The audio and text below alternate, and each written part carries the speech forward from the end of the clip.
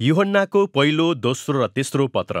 पहिलो यूहन्नाका लेखक अज्ञात छन्, तर दोस्रो र तेस्रो यूहन्ना जसले लेखे उनलाई एल्डर भनेर भनिएको छ। अब यी तीनैवटा पत्रहरूको भाषा र शैली एक अर्कासँग मिल्दा-जुल्दा छन्, साथै यूहन्नाको सुसमाचारसँग पनि। त्यसैले धेरै मानिसहरूले सोच्छन् कि यी सबै पत्रहरू येशूले प्रेम गर्नुहुने चेलाले लेखेका हुन्। अब ती जब्दियाका छोरा यूहन्ना पनि हुन सक्छन्, जो 12 प्रेरितहरू मध्येका एक थिए, वा अर्कै यूहन्ना जो येशूका सुरुवाती चेलाहरू मध्येका एक, जसलाई एल्डर यूहन्ना भनेर चिनिन्थ्यो। जुनसुकै यूहन्ना भए तापनि उनी अब आफ्नो वृद्ध अवस्थामा थिए र उनले प्राचीन सहर एफिसस वरिपरि रहेका घरेलु मण्डली समुदायहरूको हेरचाह गरिरहेका थिए। अब सुसमाचार र यी पत्रहरूबाट प्राप्त सङ्केतहरूले यस्तो देखिन्छ कि यी समुदायहरू प्राय येशूका यहुदी अनुयायीहरू मिलेर बनेका थिए र तिनीहरू हालै एउटा समस्याबाट गुज्रिएका थिए, जुन कुराहरूले गर्दा यूहन्नालाई यी पत्रहरू लेख्न प्रेरित गरेको थियो। उनी उल्लेख गर्छन् कि मानिसहरूका केही समूहहरू ती मण्डलीबाट छुटेर गएका थिए, अनि ती मानिसहरूले अब येशूलाई इजरायलको मसीह वा परमेश्वरको पुत्र हुनुहुन्छ भनी स्वीकार गर्दैनथे,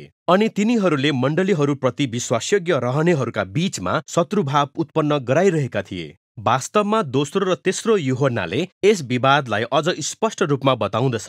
दोस्रो यूहन्नामा एक विशेष घरेलु मण्डलीलाई चेतावनी दिइएको छ। त्यहाँ येशूलाई अस्वीकार गर्ने मानिसहरू थिए, जसलाई यूहन्नाले भ्रममा पार्नेहरू भनेर बताउँदछन्, अनि तिनीहरू सम्भवतः आफैलाई सही ठहराउन वा समर्थन खोज्न मण्डलीमा आउनेछन्, तर यो मण्डली समुदायले यस्तो कुनै काम गर्ने छैनन्। तेस्रो यूहन्ना वास्तवमा यी घरेलु मण्डलीहरू मध्येका एक सदस्य गायस नाउँ भएका मानिसलाई लेखिएको थियो, अनि यी एल्डरले तिनी कहाँ छिट्टै आउन लागेका साँचो मिसनरीहरूलाई स्वागत गर्न आग्रह गर्दछन्। उनले तिनलाई यसो गर्नको निम्ति आग्रह गर्नु पर्यो किनभने त्यो मण्डली समुदायका अगुवा डियोत्रिफसले मूर्ख काम गरिरहेका थिए र उनले एल्डर यूहन्नासँग सम्बन्ध भएका सबैलाई तिरस्कार गर्दै थिए, अनि यी पत्रहरूले हामीलाई ती मण्डलीहरूमा यूहन्नाले सामना गरेका विवाद र तनावको झलक दिन्छ। अनि पहिलो यूहन्नाको पत्र यी सबै विवादले निम्त्याउन सक्ने क्षतिलाई नियन्त्रण गर्न लेखिएको थियो। यी एल्डरले अझै पनि मसीह येशूमा विश्वास गर्नेहरूलाई यो निश्चयता दिन्छन् कि जसै तिनीहरू सत्यतामा हिँड्छन्, परमेश्वर तिनीहरूको साथमा हुनुहुन्छ। त्यसैले यी सबै कुराहरूले हामीलाई पहिलो यूहन्नाको विशेषता बुझ्न मद्दत गर्दछन्, जुन वास्तवमा कुनै पत्र जस्तो देखिँदैन। यसलाई पढ्दै गर्दा यो मण्डलीहरूलाई पठाइएको कवितात्मक उपदेश जस्तो देखिन्छ। यूहन्ना भन्छन् कि उनले कुनै नयाँ प्रकारको प्रचार गरिरहेका छैनन्। वास्तवमा पहिलो यूहन्नाका प्राय सबै मुख्य विचार र शब्दहरू यूहन्नाको सुसमाचारमा भएका येशूका शिक्षाहरूबाट आएका छन्। त्यसैले यूहन्नाको लक्ष्य भनेको तिनीहरूलाई सम्झाउन र ती ख्रिस्टियनहरूलाई तिनीहरूले पहिले नै विश्वास गरेका कुरामा निष्ठावान बनाइरहन कोसिस गर्नु हो।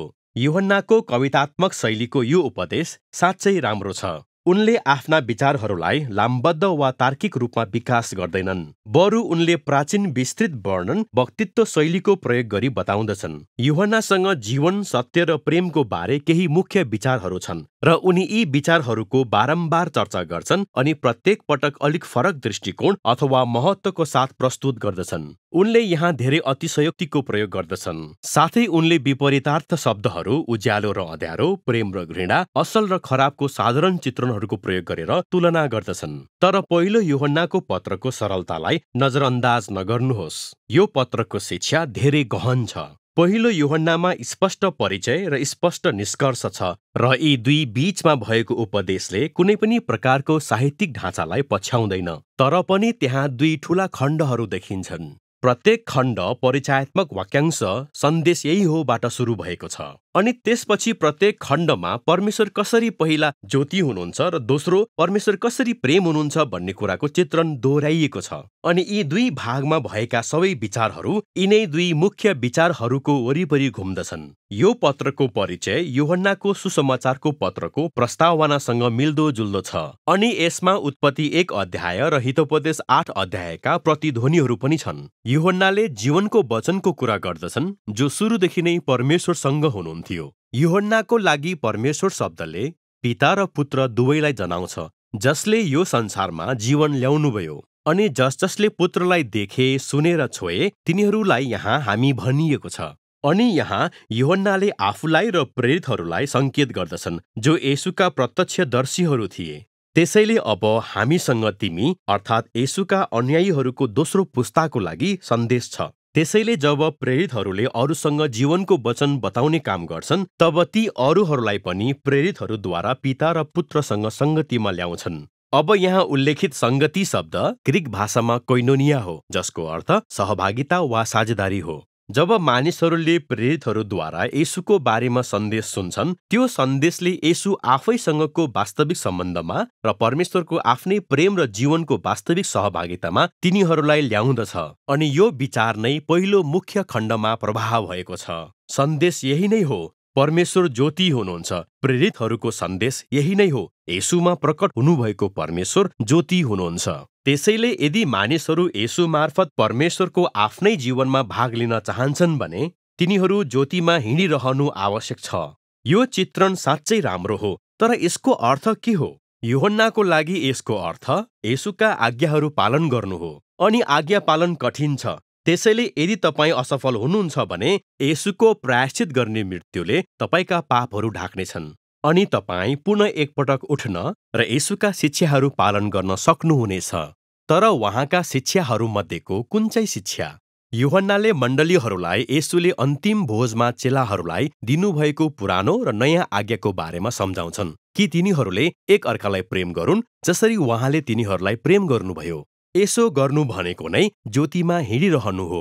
अब यदि परमेश्वर येशू मार्फत चम्किरहनु भएको ज्योति हुनुहुन्छ भने यसको अर्थ यही हो कि संसारको अन्धकार हट्दैछ। यसको अर्थ यो पनि हो कि परमेश्वरका सन्तानहरूले यस संसारमा राज्य गरेको पाप, दुष्टता र मृत्युमाथि यही क्षणमा नै विजय प्राप्त गरिसकेका छन्। अनि यही कुराले यूहन्नालाई मण्डलीहरूको निम्ति यो चुनौती दिन डोर्याउँछ कि संसारलाई प्रेम नगर्नु, किनकि यो बितेर जानेछ। उनले विशेष गरी यहाँ अभिमान र व्यभिचारलाई उल्लेख गरेका छन्। सायद यी समस्याहरू नै मण्डलीहरूमा भइरहेको विवादसँग सम्बन्धित थिए। अनि यही कुराले यूहन्नालाई मण्डलीहरूमा ती मानिसहरूको बारेमा चेतावनी दिन अग्रसर गरायो जसले समुदायहरू छोडेका थिए र येशूलाई मसीहको रूपमा अस्वीकार गरेका थिए। यूहन्नाले तिनीहरूलाई मसीही विरोधी र भ्रममा पार्नेहरू भनेका छन्। तर उनी विश्वस्त छन् कि जसले अझै पनि येशूको सत्यता जानेका छन्, तिनीहरू वास्तवमा परमेश्वरका सत्य सन्तानहरू हुन् र तिनीहरूलाई पिताले प्रेम गर्नुहुन्छ। अनि तिनीहरूले यो देखाउँछन् कि जसै तिनीहरूले एक अर्कालाई प्रेम गर्छन्, यसैबाट तिनीहरू परमेश्वरका परिवारहरू हुन्छन्। ती भ्रममा पार्नेहरू भन्दा बिल्कुल फरक, जसले क्रोध, कलह र विभाजन उत्पन्न गराउँदै थिए। यसपछि यो पत्र उपदेशको दोस्रो मुख्य खण्डतर्फ अगाडि बढ्छ। यूहन्ना भन्छन् प्रेरितहरूको सन्देश यही हो कि परमेश्वर प्रेम हुनुहुन्छ। यसकारण परमेश्वरका सन्तानहरूले एक अर्कालाई प्रेम गर्नुपर्छ र घृणालाई हटाउनुपर्छ। यूहन्ना भन्छन् कि उत्पत्ति 4 अध्यायको कैन जस्तो नहौ। उसको घृणाले उसलाई आफ्नो भाइको हत्या गर्न प्रेरित गर्यो। तर ख्रिस्टनहरूको लागि प्रेमको परिभाषा अरूको भलाइको लागि आफ्नो जीवन त्यागमा रहेको छ, किनकि येशूले त्यही गर्नुभयो। अनि जब परमेश्वरका सन्तानहरूले त्यो प्रेममा भरोसा राख्छन्, यसले तिनीहरूलाई परिवर्तन गर्छ।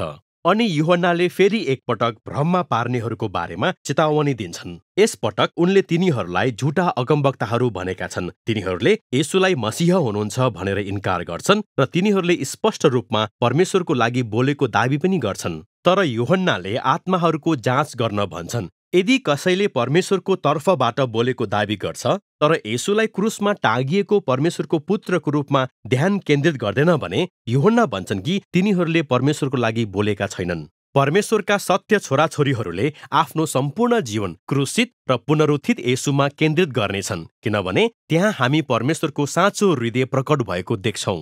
क्रुसमा हामी परमेश्वरको पूर्ण रूपमा निस्वार्थ प्रेमलाई देख्छौँ, अनि त्यो प्रेमले येशूका अनुयायीहरूलाई अरूहरूलाई पनि त्यस्तै प्रेम गर्न बाध्य तुल्याउँदछ। अनि जब मानिसहरूले यो प्रेमका परमेश्वरलाई भेट्टाउँदछन्, यसले डर र क्रोधलाई सदाको लागि हटाइदिन्छ, जुन यूहन्नाको अनुसार संसारमा विजय पाउनु हो। जब तपाईलाई थाहा हुन्छ कि तपाईका भूलहरू र असफलताहरूको बावजुद पनि परमेश्वरले तपाईलाई यति धेरै प्रेम गर्नुहुन्छ, तब यही प्रेम तपाईको सम्पूर्ण जीवनको आधार बन्दछ। अनि यो प्रेम क्रुसित येशूमा भरोसा गरेर आउँदछ। यो येशूको विषयमा पवित्र आत्माद्वारा दिनुभएको परमेश्वरको गवाईमा विश्वास गरेर आउँदछ र यो येशूको बारेमा प्रेरितहरूले दिएको सन्देशमा भरोसा गरेर आउँदछ। अनि जब परमेश्वरको प्रेमले तपाईलाई समात्दछ, तब यसले अनन्त जीवनलाई खोल्दछ। यो परमेश्वरको आफ्नै उपस्थिति, जीवन र प्रेमले भरिएको जीवन हो र यो अहिले सुरु भएर अनन्तकालसम्म रहिरहन्छ। अनि यही विचारले यूहन्नालाई आफ्नो उपदेशको निष्कर्षको शिखरमा पुर्याउँदछ। उनी भन्छन्, हामी जान्दछौँ कि परमेश्वरका पुत्र आउनु भएको छ जो सत्य हुनुहुन्छ। उहाँलाई चिन्न सकौँ भनेर उहाँले हामीलाई समझ दिनुभएको छ जो सत्य हुनुहुन्छ। हामी उहाँमा छौँ, अर्थात् उहाँका पुत्र ख्रीष्ट येशूमा। उहाँ नै साँचो परमेश्वर र अनन्त जीवन हुनुहुन्छ। अब यदि यो वाक्य सुनेर तपाईलाई चक्कर लागेको छ र तपाईं छक्क पर्दै सोच्नुहुन्छ कि सत्य को हुनुहुन्छ, साँचो जीवन दिने को हुनुहुन्छ, के त्यो व्यक्ति येशू वा परमेश्वर हुनुहुन्छ? अनि यूहन्नाको जवाब छ, हो, उहाँ नै हो। यूहन्नाले येशू बाहेक अरू कुनै परमेश्वरलाई चिन्दैनन्। जब उनी र अन्य प्रेरितहरूले येशूलाई भेटे, तिनीहरूले हामीलाई यति गहिरो प्रेम गर्ने परमेश्वरलाई पाए, जसले हाम्रा असफलताहरूको बावजुद हामीदेखि अलग्गै भएर रहने निर्णय गर्नु भएन। अनि यो परमेश्वर यति अद्भुत र यति अप्रत्याशित हुनुहुन्छ कि यूहन्नाका अन्तिम शब्दहरूले हामीलाई मूर्तिहरूबाट टाढा रहन आह्वान गर्दछन्, जसको अर्थ परमेश्वरलाई आफ्नै स्वरूपमा पुनः बनाउने कुनै पनि परीक्षाबाट जोगिनु हो। येशूलाई चिन्नु भनेको सृजनशील, जीवनदाता र निस्वार्थ प्रेम गर्ने परमेश्वरलाई चिन्नु हो। यूहन्ना भन्छन् कि उहाँ नै एकमात्र साँचो परमेश्वर हुनुहुन्छ। अनि यही नै यूहन्नाले लेखेका पत्रहरूका विषयहरू हुन्।